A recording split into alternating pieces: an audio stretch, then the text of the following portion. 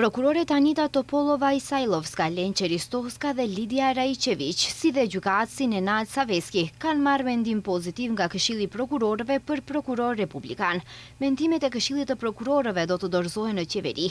Kandidatët Topolova-Isailovska, Ristovska dhe Saveski morën nga 10 vota të Këshillit, kurse vetëm Raiqević mori 9 vota, sepse kundër votoi antarja e Këshillit Keti Petkova. Nga gara që në fillim të shqyrtimit të kandidaturave u përjashtua gjykatësi Vladimir Pančevski për shkak të mospërmbushjes së kushteve, gjëgjësisht se nuk kishte stazh të vazhdueshëm, se kishte pasur ndërprerje në kryerjen e funksionit të gjykatësit, të cilin funksion nuk e ushtron as tani.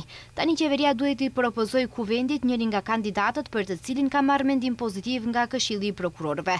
Kjo pozitë do të plotësohet pasi ish kryeprokurori Luk Çokocevski në dhjetor të vitit të kaluar paraqiti dorëheqje të parevokueshme në ditën kur kuvendi pritej ta shkarkonte, ndërsa në vend të tij si ushtruese detyre e prokurores shtetërore erdhi prokuroria Topolova-Isailovska, e cila ishte kandidatja e vetme, por nuk mund të qëndrojë në këtë pozitë më shumë se 6 muaj si ushtruese e detyrës. Procedura për zgjedhjen e prokurorit të ri shtetëror filloi me shpalljen që e publikoi kuvendi më 12 janar të këtij viti.